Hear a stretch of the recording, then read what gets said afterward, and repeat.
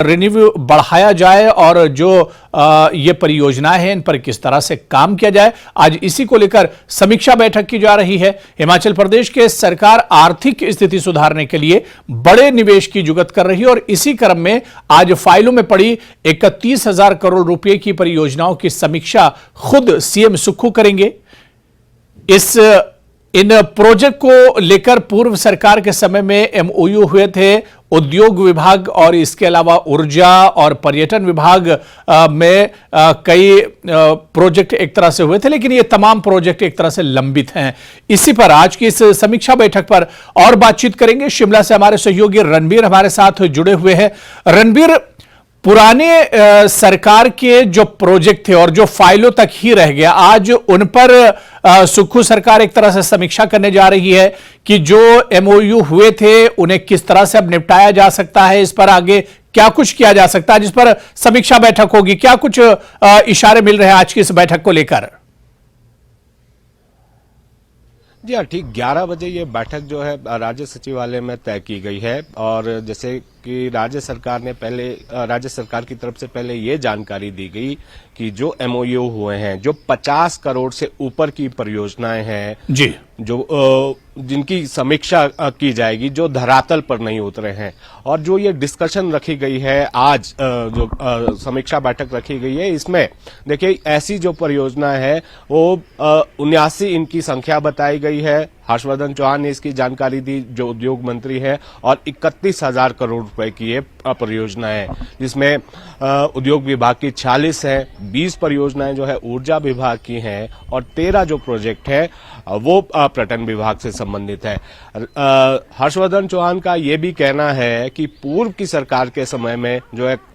Investor meet की गई, बड़े बड़े कार्यक्रमों का आयोजन किया गया और बहुत सारे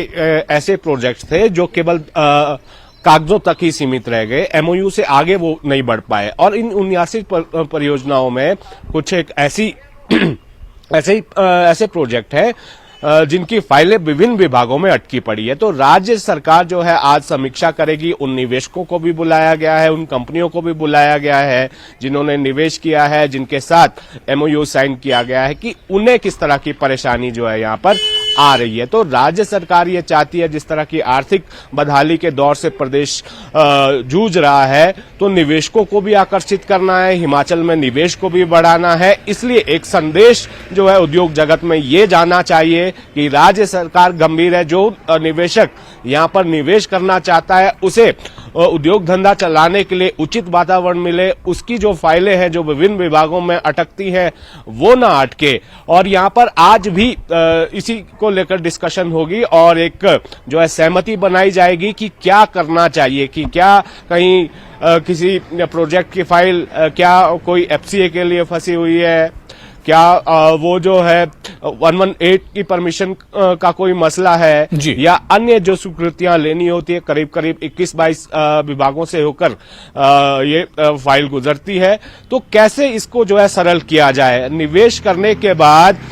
जो निवेशक यहाँ पर आए वो बिना किसी परेशानी के अपना उद्योग यहाँ पर स्थापित करे, जिससे न केवल राज्य सरकार को आय हो, हिमाचल के जो वासी है उनको रोजगार भी मिले, जो आसपास का जो इलाका है उसका भी विकास हो। तो ये सारी परेशानियां किस तरह से दूर करनी है, ना केवल निवेशकों की बल्कि सरकारी स्तर पर किस तरह की दिक्कत आ रही है, तो इसको लेकर एक सहमति भी बनाई जाएगी। जैसे बिल्कुल इन सारी मुश्किलों को दूर करने के लिए एक जो है इन्वेस्टमेंट ब्यूरो भी बनाया जा रहा है और राज्य सरकार की तरफ से जानकारी आई है कि ये फाइनल स्टेज पर है। उस ब्यूरो में और क्या कुछ शामिल किया जाए उसको लेकर भी डिस्कशन यहाँ पर होनी है। राज्य सरकार तो ये चाहती है कि जितनी भी ये एनओसी है वो सरकार का ये ब्यूरो बनाए और विभागों को जो है एक तय सीमा दे दी जाए, समय सीमा दी जाए कि उस समय में ये अलग अलग स्वीकृतियां जो मिल जानी चाहिए, टाइम बाउंड किया जाना चाहिए। अगर उस टाइम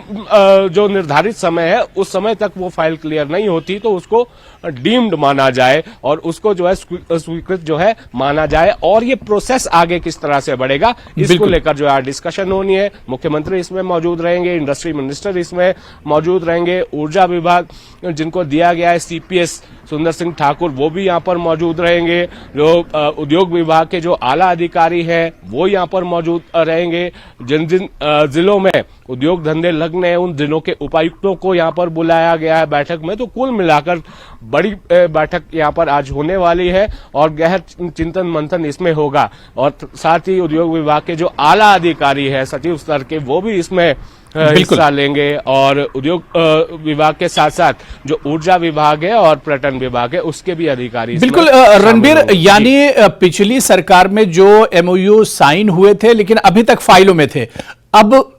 सुक्खू सरकार उन्हें फाइलों से निकालकर धरातल पर लाना चाह रही है ताकि इन्वेस्टर्स का भी एक इंतजार खत्म हो, इन्वेस्टर्स को भी एक फायदा हो, और इसके अलावा सरकार के सामने सबसे बड़ा जो मसला रेवेन्यू का है वो मसला भी कुछ हद तक हल हो सके। जी हाँ, बिल्कुल। जब निवेश आता है तो जाहिर सी बात है कि राज्य में राज्य सरकार को आय भी होती है, वहाँ के जिस क्षेत्र में उद्योग लगता है वहाँ के लोगों को भी फायदा होता है,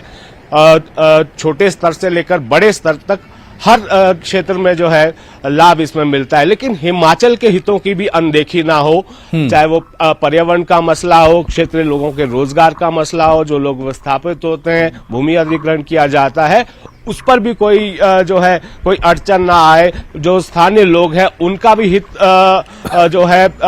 वो हित जो है वो टकराने नहीं चाहिए, और सबके हित का जो है ख्याल रखा जाए, यही जो है आज समझ बनाई जाएगी। और राज्य सरकार ये चाहती है कि जल्द से जल्द जो निवेशक है वो यहाँ पर आए, और आज की बैठक में कम से कम ये जो है नतीजा निकले कि निवेशक जो पैसा यहाँ पर हिमाचल में लगाना चाहता है, जो उद्योग स्थापित करना चाहता है, वो आए और बिना किसी परेशानी के जो है उद्योग धंधा स्थापित करे, और उसके बाद यहाँ से एक संदेश दूसरे निवेशकों को भी चला जाए कि यहाँ पर जो है आप आसानी से कारोबार कर सकते हैं। और जो नए क्षेत्र विकसित करने औद्योगिक क्षेत्र, जिसमें कांगड़ा का कुछ एक हिस्सा है, ऊना का हिस्सा है, पोंटा में सिरमौर जिले के पोंटा साहिब में भी जो है औद्योगिक क्षेत्र है, लेकिन उसमें भी किस तरह से विस्तार करना है, जो इंफ्रास्ट्रक्चर चाहिए जो औद्योगिक क्षेत्र के विकास के लिए, और वहां सुविधाएं मिलनी चाहिए, चाहे वो ट्रांसपोर्ट की हो, चाहे वो ट्रक यूनियन के साथ लड़ाई झगड़ा जब हमने देखा है कि वो कई सालों से चल रहा है, बद्दी बरोटी वाला की अगर हम बात करें, और जो कनेक्टिविटी हो वो भी वहां पर होनी चाहिए। तो उचित एक माहौल यहाँ पर, तो बिल्कुल सरकार को उचित माहौल इन्वेस्टर्स को देना चाह रही है ताकि इससे इन्वेस्टर्स को भी आने वाले दिनों में फायदा हो, और इसके अलावा सरकार के